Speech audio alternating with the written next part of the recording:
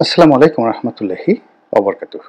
সম্মানিত দর্শক, বিএনপির চেয়ারপারসন বেগম খালেদা জিয়া তিনি অসুস্থ এবং শুধু যেন তেন অসুস্থ নয়, বলতে গেলে জীবন মৃত্যুর সন্ধিক্ষণে বহুবার গত ৪-৫ বছর ধরে তিনি সেই সংকট মুহূর্তে জীবন মৃত্যুর সন্ধিক্ষণে তিনি পৌঁছে গিয়েছিলেন। হয়তো তকদিরের কারণে, আধুনিক চিকিৎসা সেবার কারণে কিংবা মহান আল্লাহ রাব্বুল আলামিনের যে ডিজায়ার, ইচ্ছার কারণে তিনি এখনো পর্যন্ত বেঁচে আছেন। কিন্তু ক্লিনিক্যালি যেটিকে সবল বা যেটিকে সচল বলা হয়, ওই অবস্থাটায় তিনি এখন নেই। তার পা বাঁকা হয়ে গেছে, হাতের আঙুলগুলো বাঁকা হয়ে গেছে এবং চলাফেরা করা সত্যিকার অর্থে তার জন্য কঠিন একটা বিষয়। তিনি ইতিমধ্যে একবার সেই ক্যান্টনমেন্টের একটি অনুষ্ঠানে গেছেন, কিন্তু স্পষ্টতই বোঝা যাচ্ছিল যে তার কষ্ট হয়েছে। তাকে যারা নিয়েছেন, কি কারণে নিয়েছেন আমি বলতে পারবো না, কিন্তু সত্যিকার অর্থে এই প্রবীণ রাজনীতিবিদ, সম্মানিতা নারী, তার কষ্ট হয়েছে। তিনি এমনিতে কম কথা বলেন, খুবই কম কথা বলেন, কিন্তু এই সময়টিতে এসে মনে হচ্ছে যে তার কথা বলতেও কষ্ট হচ্ছে। তারপর তার একটা চমৎকার চাহনি ছিল, সুতীক্ষ্ণ চাহনি, যেটিকে আমরা আই কন্ট্যাক্ট বলি। বার্ধক্যের কারণে হোক, অসুস্থতার কারণে হোক, তার চোখের যে জ্যোতি এটি ম্লান হয়ে গেছে। ঠিক ওভাবে তীক্ষ্ণ দৃষ্টি নিয়ে তিনি কারো দিকে তাকাবেন, একটা সিদ্ধান্ত দেবেন, ওই পর্যায়টি তার আই কন্ট্যাক্টে এই সময় দেখা যাচ্ছে না। তো ঠিক এরকম যখন অবস্থা, তখন এক শ্রেণীর মানুষ এখনো অবধি তাকে নিয়ে রাজনীতির স্বপ্ন দেখেন, তাকে রাজনীতির ঐক্যের প্রতীক মনে করেন এবং তাকে বাঁচিয়ে রেখে তারপর জাতীয়তাবাদী শক্তিকে রাষ্ট্র ক্ষমতায় নেওয়ার ব্যাপারে বিএনপির নেতাকর্মীদের চেষ্টার কোনো ত্রুটি নেই। তো সে কারণে তার আধুনিক চিকিৎসা একেবারে জরুরি, ভীষণ রকম জরুরি, এবং অনেক আগেই এই চিকিৎসাটা দরকার ছিল। এবং আজকের এই অবস্থা উনি হয়তো পড়তেন না যদি আজ থেকে ৪-৫ বছর আগে তাকে এই চিকিৎসাগুলো দেওয়া হতো। এখন অভিযোগ যে জেলখানাতে থাকাকালীন অবস্থায় তার প্রতি অবিচার করা হয়েছে, কেউ কেউ বলেন তাকে বিষ প্রয়োগ করা হয়েছে, কেউ বলেন তার প্রতি যে অমানবিক অবহেলা দেখানো হয়েছে, তুচ্ছ এবং তাচ্ছিল্য করা হয়েছে, যেটি তিনি নিতে পারেননি। একটা সময় তিনি ভেঙে পড়েছেন। প্রথম দিকে সরকারের পক্ষ থেকেই, অর্থাৎ আওয়ামী লীগ সরকারের পক্ষ থেকে প্রস্তাব ছিল বিদেশে চলে যাওয়ার, তখন তিনি যাননি। প্রস্তাব ছিল জেল থেকে বের করে, অর্থাৎ তিনি যদি রাষ্ট্রপতির কাছে ক্ষমা চান বা ক্ষমা প্রার্থনা করেন, জেল থেকে বেরিয়ে তিনি সাধারণ জীবনযাপন করতে পারেন। কিন্তু তার মধ্যে যে একটা আপোষহীনতা আছে বা আপোষহীন মনোভাব ছিল, ওটি তার অসুস্থতার কারণে শেষ সময়ে এসে তিনি আসলে সিদ্ধান্ত নিজের পক্ষ থেকে নিতে পারেননি, তার পরিবার তার ব্যাপারে সিদ্ধান্ত নিয়েছে। আবার এই যে পট পরিবর্তনের পর গত ৫ মাস ধরে তিনি বাংলাদেশে আছেন, অথচ উনি যদি আগস্ট মাসের ৬ তারিখে চলে যেতেন, ৭ তারিখে চলে যেতেন, এই সময়টাতে চিকিৎসা শেষ করে তিনি আবার বাংলাদেশে ফিরতে পারতেন। আমার মাথায় ঢুকে না কারা তাকে যেতে দেয়নি বা কারা তাকে বিদেশে নেয়নি। অর্থাৎ পরিবারের পক্ষ থেকে যদি তাকে না নেওয়া হয়ে থাকে, এটিও তার প্রতি অবিচার করা হয়েছে। আর যদি রাষ্ট্র বা সরকারের পক্ষ থেকে তাকে বিদেশে যেতে না দেয়া হয় বা তালবাহানা করা হয়ে থাকে, এটা অমার্জনীয় অপরাধ, একেবারে অমার্জনীয় অপরাধ।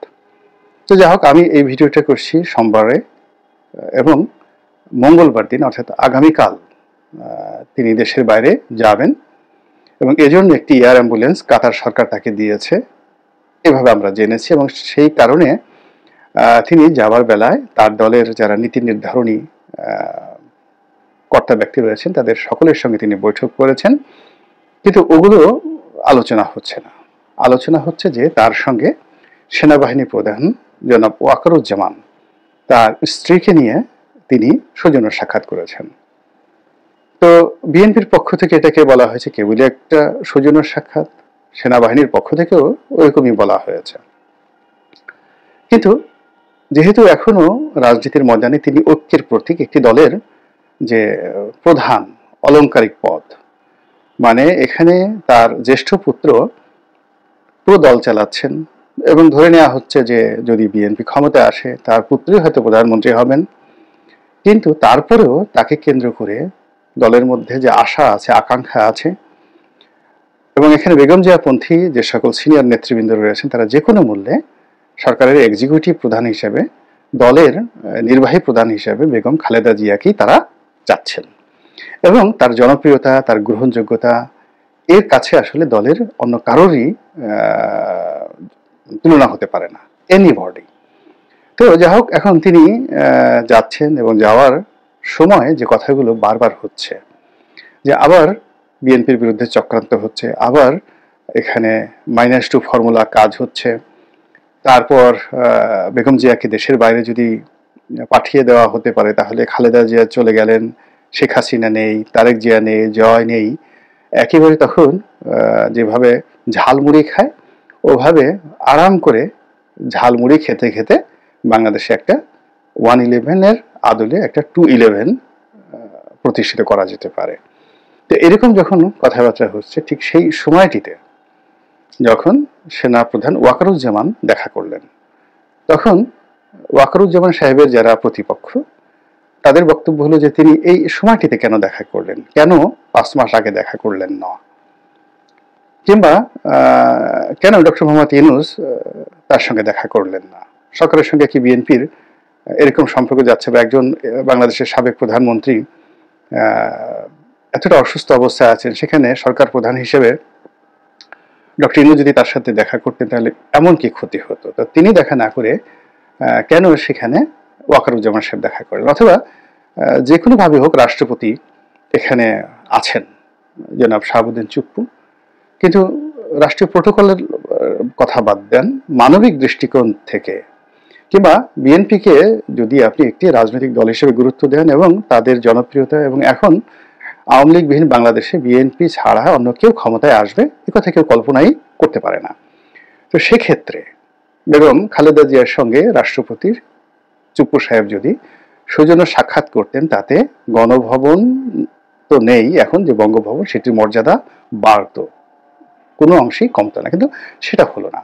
সেটা না হয়ে সেনাপ্রধান ওয়াকারুজ্জামান এখানে দেখা করতে এলেন।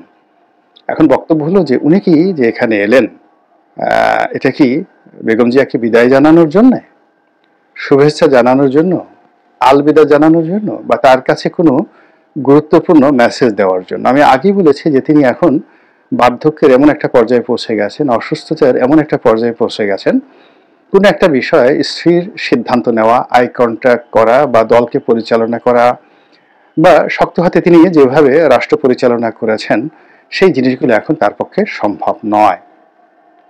তো কাজেই কোনো সিদ্ধান্ত নেওয়ার জন্য, কোনো সিদ্ধান্ত দেওয়ার জন্য তার কাছে সেনাপ্রধান গিয়েছেন, এটা আমার কাছে মনে হয় না। দ্বিতীয়ত, তিনি এখন যেভাবেই চিকিৎসা করা হোক না কেন, তার যে রোগগুলো রয়েছে, বালাইগুলো রয়েছে, এবং যে জটিলতাগুলো রয়েছে, এগুলো প্রায় সবই মেয়াদ উত্তীর্ণ। এবার কোনোটি একেবারে আল্লাহ রাব্বুল আলামিন অলৌকিক কোনো কিছু না ঘটা, এর কোনোটি রিগেইন করা সম্ভব নয়। আমাদের যে বাংলায় একটা গান আছে, যৌবন জোয়ার একবার আসে রে, চলে গেলে আর আসে না। তো সেই দিক থেকে তার একেবারে পরিপূর্ণ সুস্থ হয়ে এসে তিনি হাঁটবেন, প্রধানমন্ত্রী হবেন, বিএনপির কার্যালয়ে নিয়মিত বসবেন, নেতাকর্মীরা মুখরিত থাকবে তাকে নিয়ে, এটির সম্ভাবনা 1 লাখের মধ্যে 1 ভাগও নেই। তাহলে তিনি যে যাচ্ছেন, সেই যাওয়াটা আবার সুন্দরভাবে ফিরে আসার ক্ষেত্রে কতটা, যাকে বলা হয় আশাপ্রদ, কতটা আশা জাগানিয়া। খালেদা জিয়াকে নিয়ে গুরুত্বপূর্ণ তথ্য দিল গোলাম মাওলা রনি। পুরোপুরি ভিডিওটা দেখলে বিস্তারিত জানতে পারবেন। রাষ্ট্রের ক্ষমতা গ্রহণ সুন্দর একটা নির্বাচনের মাধ্যমে নির্বাচিত হওয়ার যে সম্ভাবনা, এটি আজকের এই দিনটিতে বলতে গেলে 10% পসিবিলিটি, 90% এটি এখন নেগেটিভ। এর কারণ হলো এখন সবাই বলা বলি করছে যে আগামীতে যে একটা সুষ্ঠু নির্বাচনের স্বপ্ন বলা হচ্ছে ডিসেম্বরে হবে বা 2026 সনের জুনের মধ্যে হবে, এর কোনোটাই মানুষ বিশ্বাস করছে না। আর এটা বিশ্বাস করলেও বিএনপির জন্য খুব বেশি ভালো হবে না। এর কারণটা হলো সমস্ত ইকুইপমেন্টগুলো, রাষ্ট্রীয় ইকুইপমেন্টগুলো, মেশিনারিজগুলো এখন বলতে গেলে নির্বাচনের এগেনস্টে। একটা সুষ্ঠু নির্বাচন করার মতো এখন আসলে কোনো কিছুই নেই, কোনো কিছুই নেই। না অর্থনীতি, না মন মানসিকতা, না ল অ্যান্ড অর্ডার সিচুয়েশন, না অ্যাডমিনিস্ট্রেশন, না জুডিশিয়ারি, না ম্যাজিস্ট্রেসি, কোনো কিছু নেই। তো সেক্ষেত্রে যদি নির্বাচন হয়, যারাই জয়লাভ করে এখানে সিল পিটানো, রাতের ভোট বা একটা তৈরি করা রেজাল্ট শিট অনুযায়ী ঘোষণা করা, এটাই বেশি হবে। এবং মানুষের একটা ব্যাপার হলো যে 20 বছর ধরে যে অপকর্মগুলো চলছে বাংলাদেশে, এগুলো রাতারাতি 20 দিনে নষ্ট হয়ে যাবে, ভ্যানিশ হয়ে যাবে, এটা আশা করা যায় না। তো এসব দিক বিবেচনায় আগামীতে বিএনপি ক্ষমতায় আসবে। সেক্ষেত্রে বেগম খালেদা জিয়া রাষ্ট্রপতি হবেন, প্রধানমন্ত্রী হবেন অথবা প্রধানমন্ত্রীর মা হবেন। এই সম্ভাবনাগুলো এখন অন্ততপক্ষে আর যে যাই বলুক না কেন, সেনাপ্রধান এই সম্ভাবনাগুলোকে প্রকটভাবে দেখছেন বলে আমার কাছে মনে হচ্ছে না। তো সেক্ষেত্রে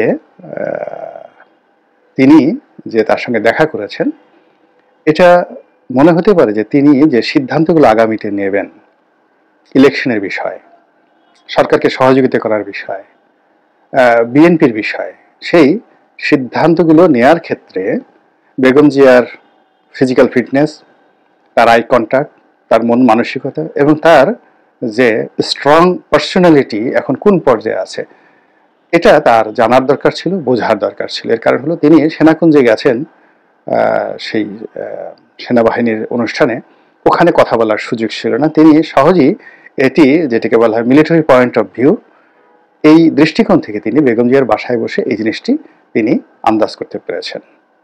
এক।